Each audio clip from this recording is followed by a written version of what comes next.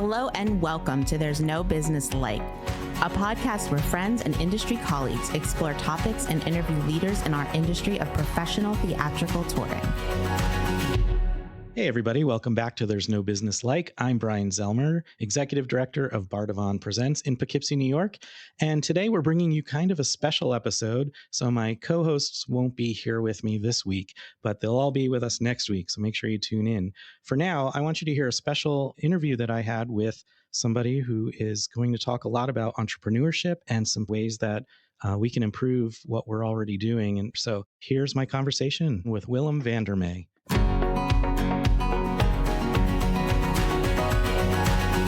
My name is Willem Van Der Maij, and I am one of the co-founders at Midian, and we're the makers of the Midian Prime, a MIDI trigger controller to help performing artists and musicians trigger whatever they need to trigger. So can you maybe just explain that a little bit for like people that aren't as musically inclined or technology inclined? Yeah, a lot of times when you're doing a performance, you will use software to have backtracks, have music. You can use software to control lights, etc. Some common software would be Ableton Live, Logic Pro, and all of these software applications are able to receive MIDI signals. MIDI is just a protocol. Imagine like a keyboard, same way keyboard sends like letters, MIDI sends music notes. And so a lot of these music notes in your software, you can say, oh, I want this note to do this thing. When you have a controller, you can say, oh, I hit this button and now this light turns on, or I hit this button and now this music plays. So it's a way to map physical devices to control your software in specific ways. And someone can just use it like and with whatever software they're doing, or does that come with software? Yeah. So one of the ways I like to describe it is like a PowerPoint clicker for musicians and performing artists. So we just make the clicker, the device that sends the thing.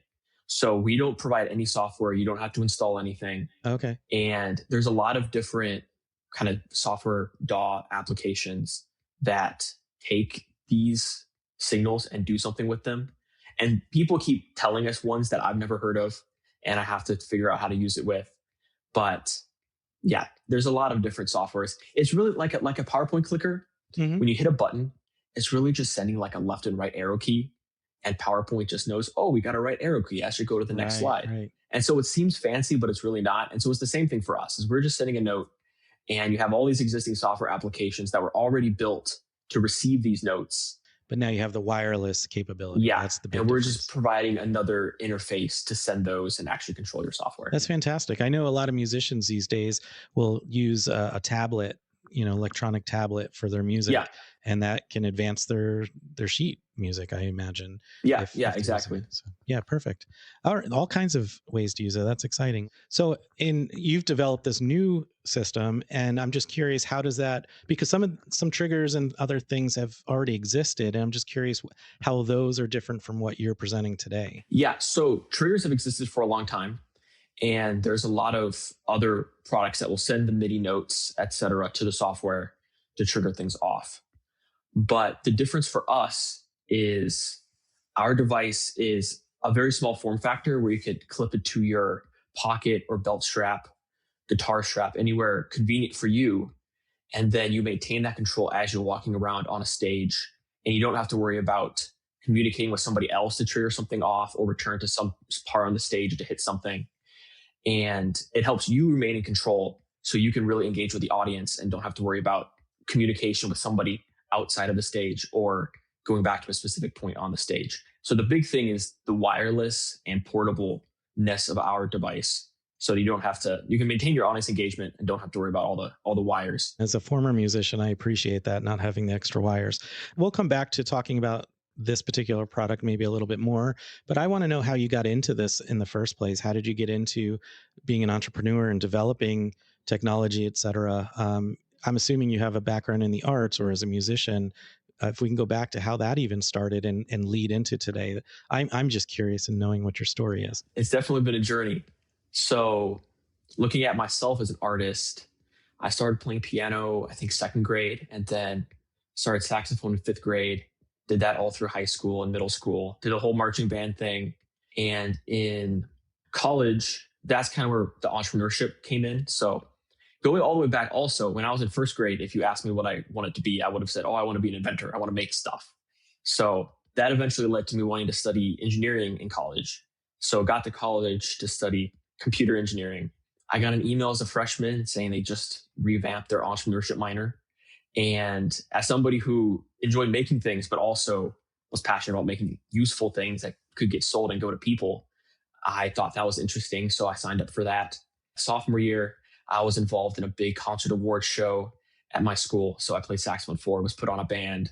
We had the whole shebang with the LED panels and everything, and a couple thousand students to watch. So that was super, super fun. And met a lot of people that were later impactful in the journey as well. So my junior year, one of my friends, I went to Cedarville University. It's a Christian school. So one of my friends was studying to be a worship leader at a church. And so he brought to my room this device he had, which was a little foot switch box to trigger off things. And he thought it was broken, turned out to just be a screw loose, but I opened it up, was looking at it like, this is actually pretty simple. And we got talking about it, and he was talking about, yeah, it's not really my ideal solution because I'll play acoustic guitar and then I'm hitting these foot switches and people wonder, okay, what is this guy doing hitting foot switches? You're playing acoustic guitar. You shouldn't need that. So it was distracting for the audience. And then he also had to worry about looking down in between the songs, making sure he hit the right button at the right time. So he triggered the right song next. And I told him, like, I bet there's a wireless one. Surely someone will have made the same thing, but in a portable wireless version. So we started scouring the internet, and we're both surprised that we couldn't find one.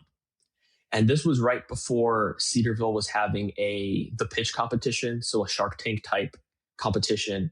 And I knew the people that were running it, and they were looking for more contestants. So I was like, okay, this is an idea. I can go pitch this. So I signed up for that and pitched the idea for the Midian Prime, a wireless small MIDI controller that you can walk around with. And I think I got third place at that competition. And then fast forward to senior year, as an engineering student, we all had to do senior design projects. And then for my entrepreneurship minor, I also had to do an entrepreneurship type project. So I ended up combining those two, working with a team of other engineers, and we developed the products in class, which was great because we had to put in the effort anyway. So it was kind of free effort for us. Sure. And the university let us keep all the intellectual property and everything, which was super, super nice. That's great. Did you actually form a formal business then after that? Yep. So we actually formed a business when we were in college. Yeah, we've got the product, and we're just working on, talking to people and trying to get it sold. With this contest, what kind of support did they give for the winner? I suppose there were, or people that got accepted. There was prize money. It was a couple $100s. Also a way just to meet people. Was it a way to also help you get this patented or trademarked, or are there certain legal protections that you have now with this technology, or could someone else come along and basically rip off your idea and start doing it themselves? Yeah. So we started the patent process. Oh, good. So we got patent pending in January 24. Thankfully, one of my teammates, his brother is a patent attorney, so he helped us out, which was very helpful, which was good.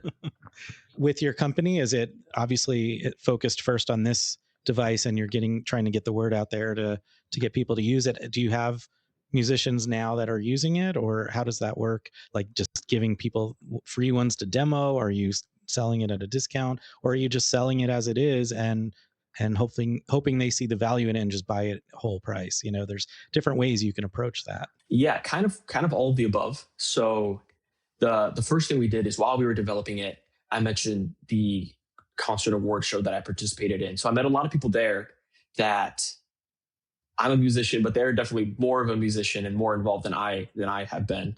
So they were some of our early testers, and we've ended up shipping them all full samples now that we have everything designed. And so they've been testing that out and giving us feedback, which has been great, and shipped out some other samples to different people. We've also had some sales, which is exciting. So our first sale was almost exactly a year ago. So we went to a conference. Congrats. And got our first sale of 2, which was super nice that the guy bought 2. So is your company solely focusing on this right now, or have you already started talking about where you go next and what you develop next? I'm assuming more engineering projects for more technology. And are you focusing just on the arts field or performing arts field, or are there other solutions you're looking at too? Yeah, for right now, we're just focused on this. So our thought was we don't really have business making something new until we can prove and sell the thing we currently have.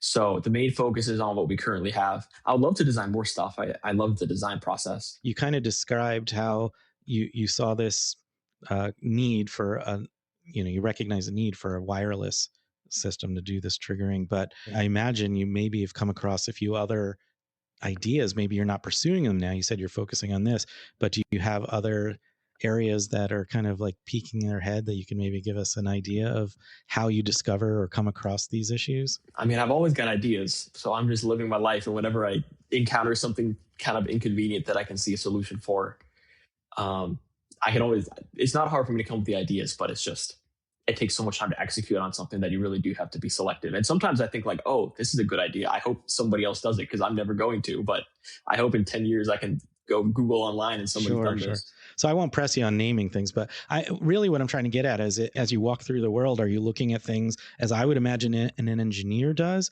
or more as a creative person, and then you lean on your engineering to solve that problem? Like, I'm just trying to think of how you are viewing the world and recognizing these problems and then envisioning how you get to solving them. I think one important thing is you do kind of have the engineers, kind of a classic engineering dilemma in entrepreneurship is like, oh, I can make this cool thing, but does that cool thing actually solve a real need? Or is it more, oh, I can make this cool thing, so I want to make this cool thing. And yeah, that's definitely something as an engineer I have to fight against, kind of over engineering something just because I'm like, oh, this, like, we can add this thing and add this thing. And you end up with something so complicated that it doesn't really solve the original problem anymore. Yeah. So how does the creative process and engineering play into each other? Because that's like two sides of your brain as far as the way I see it. How do they work together? How do they complement each other? And do they sometimes kind of compete with each other or get in each other's way? Yeah, it's definitely a balance, and they're definitely both really important. Kind of the form versus function debate that you can get into. And it's really important to try and value and have both complement each other. So kind of on the engineering side, if you're just fully focused on, oh, how can I like solve this specific problem, make this thing? A lot of times you can reach something that works, but it's not like you don't enjoy using it. It doesn't look great. And that's all, like, that's where the creativity comes in, of making sure, yes, this is a solution to a problem, but it's not just a solution. It's a solution people enjoy using and that I can be proud of looking at. And also that it's, robust. So the two really have to go together. And even like in software development, I can see that because I'm not fantastic, I'll admit, at making like user interfaces. So if you just had me make all the user interfaces, I could make everything work. I can make you a software that would do exactly what you need, but you're not going to enjoy, I would not enjoy using it. Gotcha. But if you could just get like a UI designer who can't make the back end, that's also not very helpful. For me, then, when I get to work with other people that are creative in ways that I'm less creative, then that really helps me see like, yes, we're making this fantastic thing. I love that these people exist that can help me make a cool thing that looks great and works great and be proud of the final result. So sometimes like companies can get so focused on the engineering and they kind of leave out the design aspect, but that's such a critical piece because another big part of design is just making something intuitive to use. Because if your users are confused, like, did you really accomplish the goal? And that's the other piece, is if you leave out kind of the creativity and the design aspect of a solution and it's not easy to use, then it's really less of a solution than if you did go all the way. I guess another thing, one of my friends was recently talking about this with software that he works on, where he wants to make it look better than maybe some of his coworkers would want to make it look or take the time to make it look. But he was saying if the software doesn't look great and users don't want to, like, don't be surprised when users don't want to do it. It might do exactly what they need. But if it's not going to look great, they're probably not going to trust it very much. And they're probably going to be less apt to actually adopt it. And it's going to be less successful. Yeah. And so even if you could look like a practical standpoint, oh, it isn't necessary to make it look nicer in this way. It isn't necessary to actually focus on the design. It's not strictly necessary, but it really adds so much to the final solution because the user sees, yes, they put effort into making this look nice, into me enjoying to use it. So it's probably going to work well. Well, and if there's competition too, if there's two devices, sometimes that design makes all the difference. It might not even be the best product, and we've seen this over history of inventions and development, that a lot of times the best product actually isn't always the one that wins the market. So yeah. Definitely design is very important. And I imagine in project management too, knowing what you're trying to achieve. So you have, okay, we've made it, and knowing that's a stopping point. Because to your earlier point, you could just keep, working at it, trying to constantly improve it, trying to make it better and better and better. And then before you know it, someone else has come along, put it on the market, and you haven't even put it out there, and you've already lost. So yeah, I'm sure there has to be like, this is the goal. And then once you hit that goal, it's like, okay, we're still tweaking it, but okay, we can't tweak this forever. At some point, we need to say, okay, we're done with this. This is where we were aiming to be. And then we'll move on to the next thing. Yeah. And even just adding features, you can kind of get into a loop of like, oh, this person asked for this, I should add that. And you end up adding so many features that it becomes so confusing that all the features become worse, and it really doesn't do its job as well as it did at first. You're making me think back when I first was creating websites, when people could do their own websites way back when. I won't put a year on it, but and the goal then was to be as comprehensive as you could possibly be in your website, and have a million different pages and all these internal links and like as much information as possible. And now it's like, we look at the world, people aren't going to the website for everything. They're going to it for this thing, if they're going to it at all now. I mean, people aren't even going to a lot of websites, but if they are, you want it simple, clean, and just there's the information that people are looking for. And if they're looking for something else, they'll find it elsewhere. They're not thinking of you for that. And that was a hard thing for me to learn over the years, because again, I was an early adapter of websites. So I imagine as you're creating products, it's similar, where it starts out, one thing, but then the world changes too, and the demands and needs. Yeah, this is also something that all of us are doing on the side right now. So can you say what your daytime gig is then? Yeah. It was actually really cool. So the conference I mentioned where we had our first sale about a year ago, that's actually where I also met the company that I currently work for, like as my day job. The company is called Easy Worship. They make church presentation software. The job where I was previously working uses the programming language called Delphi, which nobody uses except for this other company that I met at the conference. Oh, wow. And so I had a good conversation with them, and I've really been enjoying working for the last 8 months. And they're supportive of the side business too, which is really great. So I met them demoing our product to them. That's great. And a lot of people in our industry may not realize how much crossover there is between churches and the regular performing art, the secular performing arts world.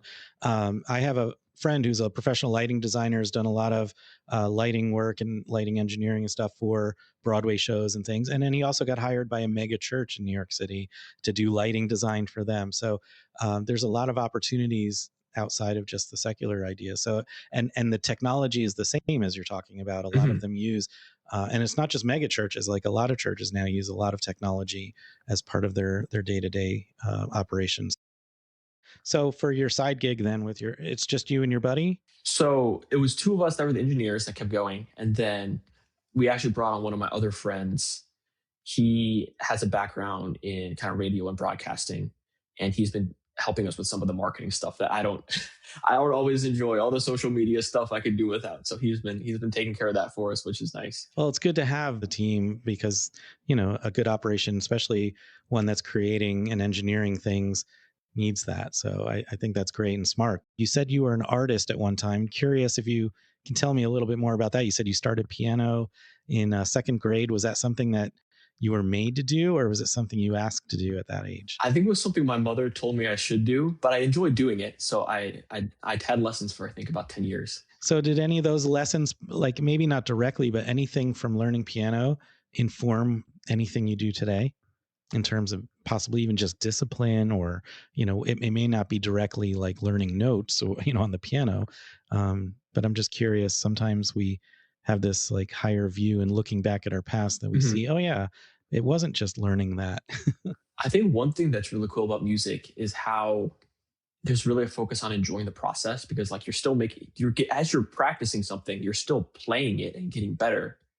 And it's not just the focus on like the end goal, but it's the focus on I'm enjoying myself as I'm going through the process. Like even me now, I don't play piano in front of people really, but I do it for myself. And so it's not a matter of like, oh, I'm just grinding through this so I can get to this result that I care about. But it's like, enjoy the process, go through it. And that's also how I try to approach work. Like, hopefully you can enjoy what you're doing, but take enjoyment in what you're doing. It's not just about the end result, but it's about enjoying your way to there and then hopefully having a great thing you can share at the end. That is super advice. And my next question was going to be, say there's an young creative entrepreneur in school right now and wanting to take the next steps, what advice you'd have for them? And I think that's perfect. But if you have anything to tag on to that, this is your chance right here. I think the only other thing is kind of to keep going and not just bounce around ideas, but like if you have something you want to do, grab a hold of that. Because like even with music, you could look at that. Like you shouldn't just keep bouncing around music and never actually learn anything. Like you should take the time to focus on something so you can actually get good at it. And it's the same thing with engineering and just with ideas is if you want to see something happen, you should hopefully enjoy the process, but you're going to enjoy it less at certain points than if you just switch to something different. But that's not a reason to quit and not keep going to get kind of to the final result and just see where you get at the end. Fantastic advice. So where can people learn about your company and your device? We'll put it in the show notes too, but just some people like to hear it audibly. Yeah, our website is Midian, MIDIAN.live. And we have a contact form on there if you wanted to ask us any questions. We'd love to. So many people just have kind of niche situations where they could use a device like this, some kind of niche pain point. So we love talking with people to try and figure out how they could get a solution for their specific pain point. So if anybody has something that they've thought of, we'd love that they would reach out and we could try and help them out. Yeah, thanks. Thanks for doing this. It was interesting. I loved learning about it and good luck with everything. I appreciate you having me on. I really do. Good conversation. Thank you. Well, thank you. I appreciate you sitting down with me. Yeah, thank you. I appreciate it. For those of you tuning in, thank you for listening to this week's episode. Like I said, this is a special episode, so our podcast buddies will be returning next week for a whole new episode. So make sure you tune in. Until then, we'll see you next time. All right, everyone. Thanks for listening to There's No Business Like. Our producers and hosts are Bryan Zelmer, Josh Benson, Kevin Maynard, Katie Miller, and me, Danielle Van Hook.